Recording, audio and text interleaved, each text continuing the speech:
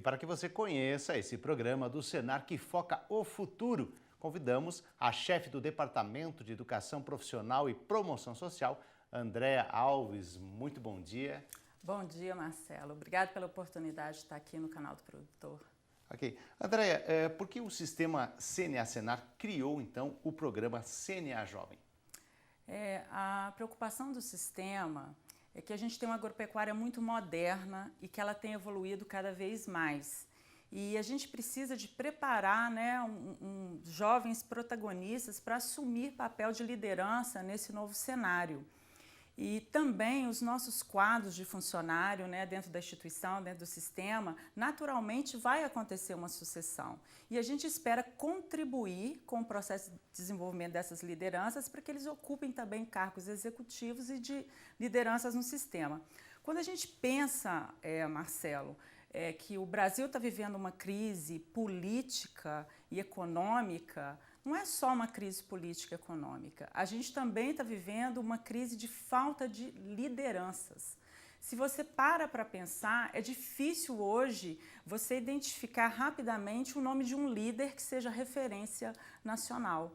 Então o CNA Jovem quer que esses jovens, 81 que participaram agora e os 134 da primeira edição, possam ser referência e se destacarem nesse cenário nacional e, por que não, internacional. É tão necessária uma renovação, Andréa?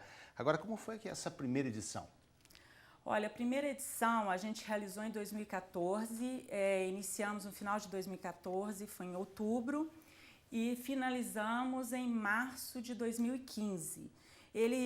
Foram 4 encontros presenciais e a gente teve também, entre um encontro presencial e outro, a gente tem uma plataforma de educação à distância em que a gente oferta atividades para os jovens para que eles mantenham-se conectados e fazendo atividades referentes ao programa. Então a gente teve a participação de 24 estados na primeira edição, foram 134 jovens e no final culminou numa viagem para os 5 melhores aí para a China.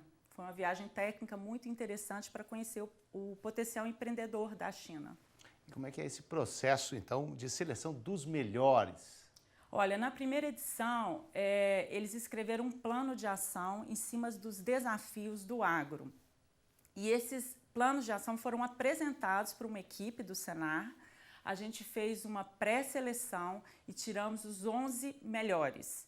No último encontro, que foi no domingo, esses 11 melhores apresentaram e a gente tirou os 5 melhores que foram os premiados que estiveram a visita técnica para a China. André, nessa edição de 2016, teve alguma mudança? Você tem alguma apresentação? Teve alguma mudança nesse sentido? Tivemos mudanças, sim. A grande inovação do ano de 2016 foi que a gente teve uma etapa estadual. Agora a gente não faz mais só a etapa nacional. O programa deu tão certo que foi uma solicitação do presidente da Federação da Agricultura e Pecuária do Brasil e também dos presidentes das federações que a gente criasse uma etapa estadual para atingir um maior número de jovens. Então, ele é baseado em 3 encontros presenciais, em que cada encontro é trabalhado um tema e entre um encontro e outro a gente tem também as atividades remotas que é utilizada a plataforma de educação à distância.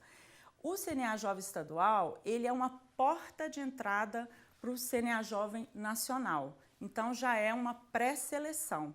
E através do CNA Jovem Estadual, a gente pode formar um maior número de lideranças, uma vez que o programa nacional ele é mais restrito, o número é menor de participantes. No estadual, a gente teve em torno de mais de 400 jovens participando. E depois que ele termina a etapa estadual, ele vai para a etapa nacional e participa de 4 encontros, são 4 encontros presenciais, cada encontro também tem um tema, a gente começa com o propósito, foco, depois vai para o diferencial, que é inovação, empreendedorismo e a história de cada um desses líderes, que é muito focado também com a questão do processo de comunicação. E temos as atividades remotas, entre um encontro e outro. Agora, quais os principais desafios do agro apresentados, então, pelos jovens na etapa estadual? São muitos desafios do setor, Eles apresentaram muitos trabalhos, né, muitos planos de ação relacionados à escassez de mão de obra qualificada no campo, problemas de gestão nas empresas rurais, questões relacionadas à sucessão nas empresas, né? Os produtores, eles falam que têm herdeiros, mas muitas vezes não têm sucessores. Então, isso foi muito trabalhado nos planos de ação. Temos também carência de capacitação na área de recursos humanos, de gestão de recursos humanos nas propriedades rurais. Eles apresentaram também alguns desafios ligados com logística, com legislação ambiental, com segurança alimentar. Posso te dizer que foram mais de 30 desafios diferentes que a gente recebeu dos jovens relacionados ao setor. E dentro disso, qual é o perfil, então, desses jovens selecionados na etapa estadual? Olha, todos os jovens têm que ter entre 22 e 30 anos de idade, eles têm que ter nível superior. O perfil que a gente identificou, que a maioria é formado em medicina veterinária, zootecnia, biólogos, nós temos pedagogos também, e todas essas pessoas, elas têm características, né, têm potencial de liderança para atuar no setor. Como eles passam por uma etapa estadual, eles já chegam mais preparados para a etapa nacional, né? E um pré-requisito também é ser indicado pelo presidente da federação, pelo Senar. Afinal de contas, a gente está formando para um sistema e para um setor. Tá certo, André. Agora, ao elaborar a programação da etapa nacional, qual foi a intenção do Senar, então, dentro deste desafio, né? Conta pra gente como é que foi. Quando a gente elaborou a etapa estadual e também a etapa nacional... Para definir os palestrantes. Para definir os palestrantes. A nossa grande preocupação era procurar pessoas, especialistas e pessoas de referência para falar temas que nos interessem, né, que sejam importantes para o setor. Então, convidamos um professor da Universidade do Vale do Silício, nos Estados Unidos, que ele veio falar sobre inovação, tanto na parte de produção de alimentos, como também na parte de neurociências. Isso mexeu muito com as pessoas, abre muito, né, o pensamento. Também tivemos 2 ex-ministros da Agricultura, que trabalharam sobre a trajetória de liderança deles. Um dos ministros, inclusive, passou o bastão para os jovens, né, que agora estava com eles e que eles precisavam, né, de liderar essa agropecuária moderna, e aqui vem por aí também, que será um novo cenário. Tivemos também um trabalho sobre comunicação. Então, todas as vertentes que nós achamos interessantes e que eram fundamentais para o desenvolvimento de lideranças, nós convidamos especialistas. Sempre pensando em estimular. Agora, quem pode participar do programa? O perfil, tanto para o estadual quanto para o nacional, é o mesmo. São os jovens de 22 a 30 anos de idade, tem que ter um nível superior completo, tem que ter afinidade, não tem que estar trabalhando, mas tem que ter afinidade com o setor rural e tem que ter um propósito de liderança. Essas são as grandes, né, vamos dizer assim, é o perfil para entrar no programa. Agora, vocês realizaram o primeiro encontro presencial da 2ª edição, neste final de semana. E conta pra gente como é que foi. Foi um final de semana muito intenso, né, de muitas atividades. Como já foi falado, a gente iniciou com a palestra do Amir Klink, que é um navegador que ele é uma pessoa que tem um grande propósito de vida. Ele, né, foi em lugares extremamente distantes, em condições muito extremas, e a preocupação dele era sempre ir e voltar, cuidando de toda a tripulação que estivesse e da vida dele. Ele sempre relata que ele nunca perdeu uma vida em nenhuma das viagens que ele fez. E com essa reflexão sobre propósito, né, no sábado de manhã nós continuamos essa discussão, em que eles começaram a elaborar um propósito de vida e um propósito de liderança para cada um deles.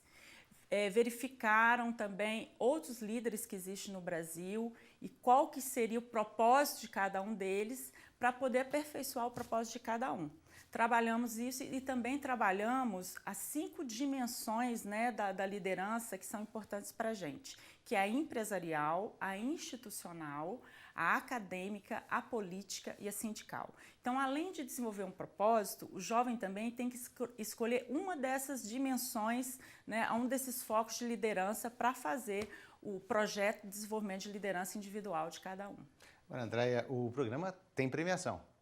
O programa tem premiação. É uma viagem, né, para Nova Zelândia, em que eles vão conhecer propriedades rurais, o potencial de produção do país, os produtos de referência. Eles vão ficar hospedados em alguns momentos nas fazendas para interagirem com os produtores rurais, saber como é que é o dia a dia, qual que é o processo de gestão daquelas propriedades rurais, e eles vão conhecer também um programa de liderança jovem, similar ao CNA Jovem, que existe na Nova Zelândia. E André, existem ações de continuidade deste programa? Ah, sim. É um programa que você trabalha com jovens, o que você é mais cobrado são as ações de continuidade. Eles nunca querem que o programa acabe no último dia de um encontro, né? Então, o que a gente já fez na primeira edição? Nós criamos um programa de mentoria. Os 20 jovens que destacaram, né, na atuação durante a primeira edição, eles receberam uma mentoria para implementar um propósito de liderança na vida deles. Foi uma mentoria de aproximadamente 4 meses. Desenvolvemos uma rede CNA Jovem também, que eles estão sempre conectados com um programa de milhagem, que a gente vai acompanhando o que o jovem está desenvolvendo. Por exemplo, o Senar lançou um programa de proteção de nascentes.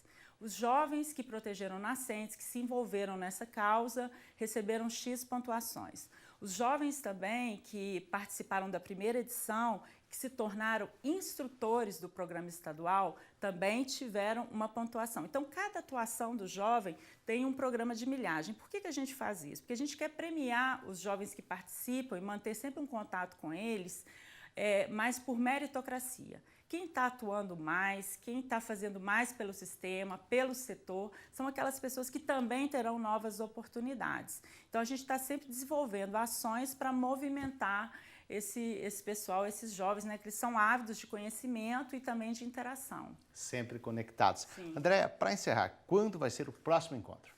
O próximo encontro é em agosto, vai ser 19, 20 e 21 de agosto. Sempre acontece em finais de semana.